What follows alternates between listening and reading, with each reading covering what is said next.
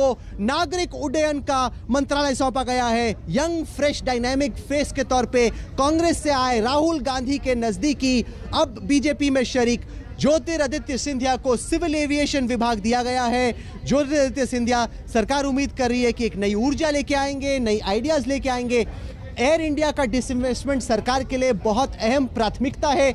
ऐसे में ये कोशिश भी होगी कि ज्योतिरादित्य सिंधिया, जो कि Stanford graduate school of business से एमबीए हैं, हार्वर्ड यूनिवर्सिटी से इकोनॉमिक्स में ग्रेजुएट हैं, उनको ये अहम जिम्मेदारी दी गई है कि अब से वो सिविल एविएशन मिनिस्ट्री की जिम्मेदारी संभालेंगे, जो कि एक तरीके से बड़ा प्रमोशन है।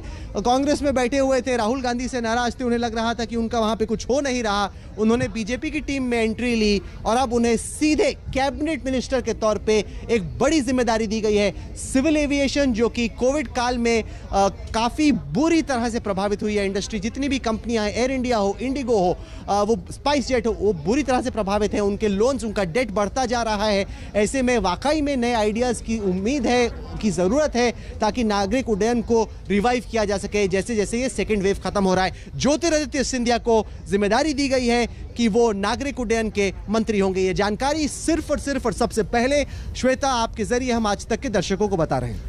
जी, हालांकि जिम्मेदारियां उन्होंने कांग्रेस सरकार में एक मंत्री के तौर पर जरूर निभाई थी, लेकिन अब मोदी सरकार में उन्हें कब मंत्री बनाया जा सकता है, ये जब से वो भारतीय जनता पार्टी में शामिल हुए थे तब से इस बात की चर्चा थी। लेकिन अब जो मंत्रालय उन्हें मिला है वाकई बहुत सारी चुनौतियों के साथ मिला है और ज्योतिरादित्य सिंधिया भी इस बात को अच्छी तरह से समझते हैं कि अगर कांग्रेस से बाहर वो बेहतर भविष्य के लिए निकले तो अब उस बेहतर भविष्य को गढ़ने के लिए उन्हें खुद काम यहां पर अब करना पड़ेगा इस मंत्रालय में। अब देखिए, जो मंत्रालयों में फेरबदल है, पहले स्वास्थ्य मंत्रालय डॉक्टर हर्षवर्धन के सुपुर्द और अब नए मंत्री मनसुख मांडविया रहेंगे स्वास्थ्य मंत्रालय के। रेल मंत्रालय पीयूष गोयल अभी तक संभालते थे, उनकी जिम्मेदारियां बदल दी गई हैं और अब अश्विनी वैष्णव रेल मंत्रालय संभालने वाले हैं।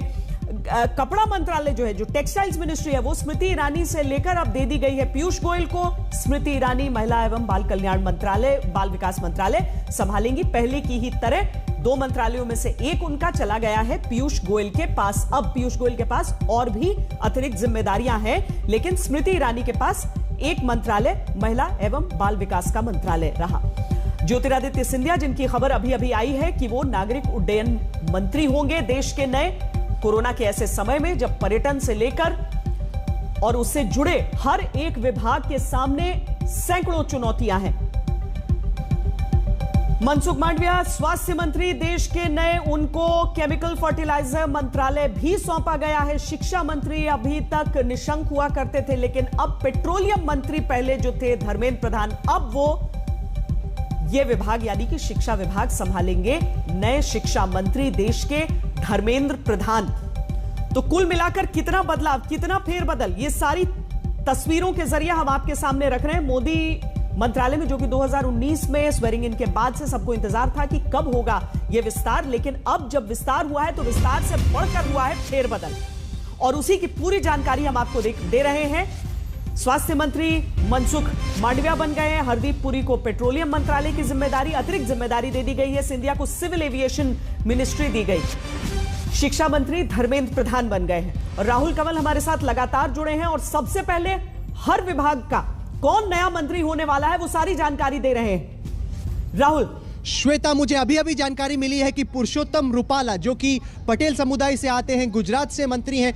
जब प्रधानमंत्री मोदी गुजरात के मुख्यमंत्री हुआ करते थे तब प्रधानमंत्री के सबसे पसंदीदा मंत्रियों में से एक थे। गुजरात के कैबिनेट में उन्हें जिम्मेदारी दी गई है डेयरीज की, फिशरीज की।